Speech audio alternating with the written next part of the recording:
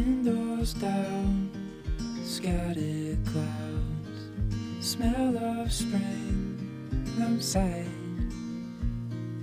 Open road, you sitting close. Let's go somewhere far away. 'Cause if all I have is you, then I'll be just fine. Yeah, I'll be just fine. If you want to start a small business but you're on a really tight budget, then this is going to be the perfect video for you. Today I'm going to show you how to start a business step by step with only $100. So if that sounds good to you, then grab yourself a cup of tea, maybe even some snacks, maybe even a notepad to write some notes, and let's get into this video.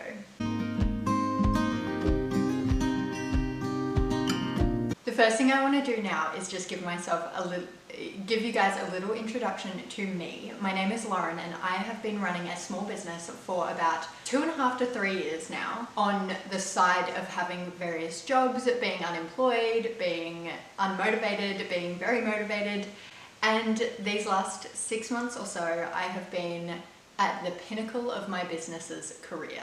No, I have not been working. I've been able to grow my business over the past while now with just my partner's income, even though we have been paying rent and we have been saving money for a house for the future, and we've been doing multiple other things. But if I had to start a business right now, that does mean that I don't have any money. I would be starting a business with $0. But at least I would have everything that I currently have.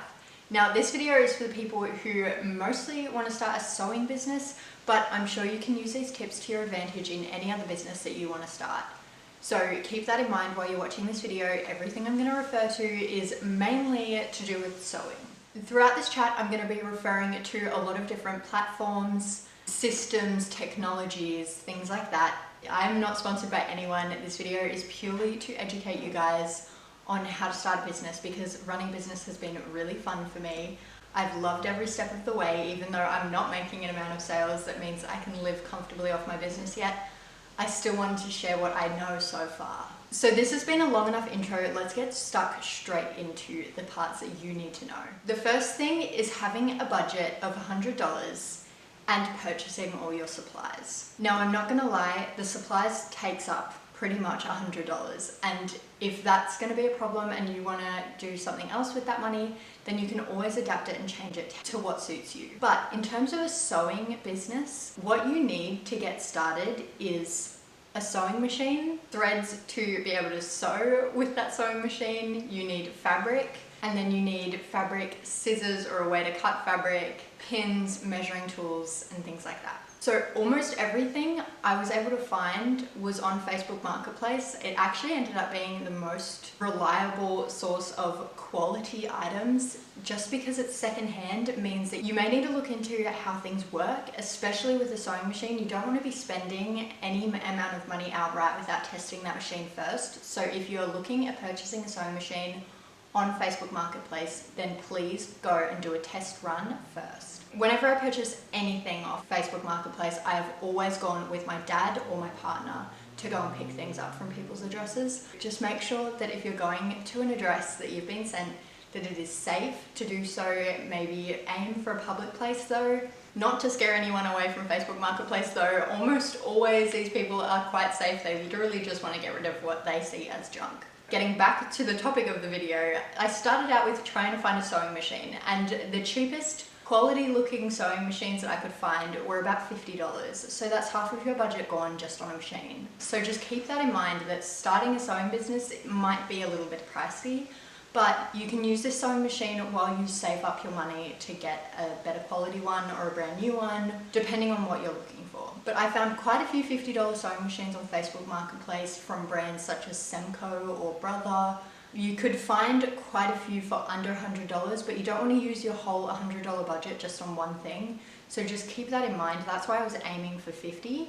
And that was pretty much the cheapest I could find anyway. Next up is fabric to use with your projects. So my favorite fabric is just cotton. Oftentimes I'm using quilting cotton, which is just a little tiny bit sturdier than normal cotton fabrics, but it's not so sturdy that it turns into a duck or a drill fabric. So yeah, I'd aim for cotton because it just makes some really good projects. You can make so many different things with it. You can make clothing with it if you want to, but quilting cotton, to be specific, probably isn't the best for clothing. I would more go for a knit cotton, but that's a little bit more difficult to work with. So if you're just getting into sewing, aim for a 100% cotton quilting fabric. I was able to find bags of offcuts, some fat quarters, some half-meter squares, and things like that on Facebook Marketplace, anywhere from 50 cents to $10. I would max out your budget at $10 for fabric alone, just because you can get it for quite cheap. Fabric is one of the things that you can pretty much find it anywhere you want to go in terms of the thrift stores, eBay, Facebook Marketplace. If you like a certain sheet set at Kmart, you can literally go to Kmart and buy a sheet set for $15 and use that as fabric. Fabric is literally anywhere. You can go through your own closet and clear out all of your dresses and use that as fabric as well. So it just depends on how cheap you're willing to go. I have definitely used my partner's nice shirts that don't fit him anymore, and I've taken those and made different various projects out of them. I've made scrunchies, I've made pouches, etc, etc. So fabric is anywhere. Don't spend all of your money on fabric. It's so unnecessary to do that. Just aim for a lot of it so that you have options and varieties when it comes to selling your projects. In terms of the other things that I could think of for sewing, I did find a beginner sewing kit on Facebook Marketplace from somebody who had made a sewing kit for their daughter who then didn't want to use it. So in that sewing starter beginner kit, she included scissors, some thread, some pins, a pin cushion, some elastic, a measuring tape, and even some buttons. So that looked like a really good kit, keeping in mind that scissors are probably the most expensive out of that list of items that I just gave you. She was selling that for $40, and that was with a good pair of scissors that had never been used before. But you can find scissors online for a little bit cheaper if you need to. Just aim for fabric scissors, otherwise they might not work very well with your fabric. But yeah, that $40 starter kit meant that we were at our $100 budget, so no more shopping for you. You're now officially cut off from spending any more money on your business. But of course, if you aim for cheaper fabric, or you go the route of just getting clothing at thrift stores for 50 cents a piece and using that, or clearing out your own closet, make sure you wash everything. Anything you get from Facebook Marketplace, thrift stores, your own closet, a friend's closet, anything, wash it first. I feel like something that I found with most business gurus online and on YouTube that give a nice rundown of how to start a business always talk about websites and packaging. I'm gonna be honest, I would ignore it. You don't need packaging unless you're making sales. So what's the point in bulk buying a million customized boxes with thank you cards and personalized tissue paper and eco-friendly tape and a tape machine and then a label printer and all of that if you're not even making sales? What is the point? I personally don't have a label printer. I don't have personalized boxes. I have thank you cards that I print at home with my own printer and cut them with scissors if I make an order. I don't have so many of the things that everybody tells you is an absolute necessity for a business. So I think just ignore that, and if you make a sale, go down to your local post office, buy an envelope or a box that fits the item that is being sold, and use that. I don't think that people should set aside a massive chunk of their budget for a website, or getting an annual plan on a business website, or opening a Shopify store for $40 a month, or anything like that. I don't think that that's a necessity. If you have the budget to do that, then you can, but I don't think it's a necessity. But I'll go more into that in a little bit.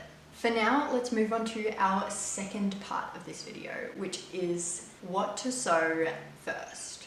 I would start out with really basic things. Keeping in mind that the more intricate the thing that you make is, the more likely you have to spend money on other things for that item. For example, if you want to make scrunchies, then you kind of have to buy elastic to go inside those scrunchies. And then you might want to get a safety pin or a bodkin to thread the elastic through the scrunchie.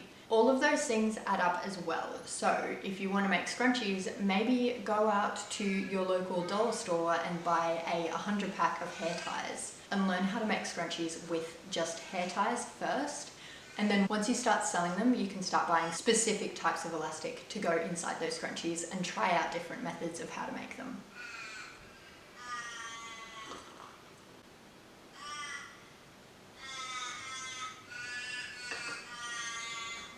I'm not gonna lie guys, my camera just cut out and I was trying to watch back the footage and it looks a little bit blurry, but I'm not gonna refilm it because I can't really be bothered. So I'm just gonna hope for the best that it's not blurry and I'm gonna refilm it later if I really need to. Also, it's gonna start heating up like an oven in this room in a minute because I've just closed the door because the crows are being really loud outside. Anyway, back to what I was saying. I was going to give another example of something that you can make that might end up adding additional items to your to buy list. And that is pouches. So I've seen a lot online that pouches and makeup bags and things like that are really popular and trending at the moment. So it might seem really tempting to just go straight into those types of pouches. But that means that you need to purchase a nice wadding. You might need a fabric pen to be able to do some straight quilting lines. Then you need to purchase a zipper that's the right size as well, and you might end up wasting some of your fabric while doing some trials. So keep those things in mind when you want to start a new project like that. There's going to be trial and error, there's going to be different things to make with it. The way that I would go about starting a business is by making the least expensive things possible. So as I said, there's scrunchies with maybe buying just some hair ties and doing them like that. That's one option. Otherwise, you can do a certain type of pouch that is just a drawstring instead of a zipper, so you don't need to worry about a zipper. And you can always do the lining as well, but you don't need to add extra padding with wadding yet. So maybe don't worry about that for now. If you make a drawstring pouch, I know that there's that little drawstring hardware that you can get. You don't need to, you can just tie a knot at the end of it.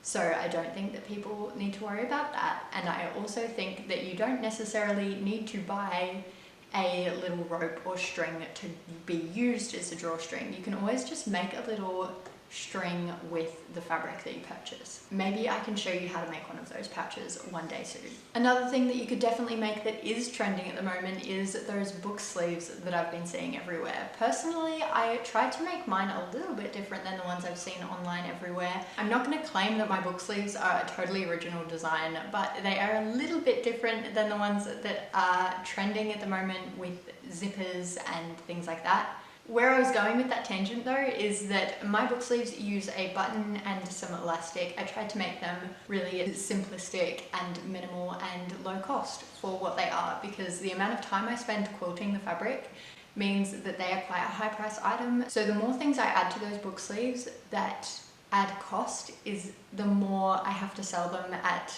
retail price and sale price. But a lot of book sleeves that I have seen online actually don't have a closure at all, so maybe don't worry about it. The only thing with book sleeves is that people do want them to be padded to actually protect their book, which means that you kind of would need to buy some wadding. So just keep that in mind. Otherwise, you can always use some threads or fabric scraps to put in a book sleeve as stuffing. Maybe one day I'll try to show you how to do that as well. There are quite a few other ideas that I've got at the moment, so maybe I will make another video talking about those ideas. If I've already made it, I might come back into this video and add a little tag in the top corner so you can have a little look into that.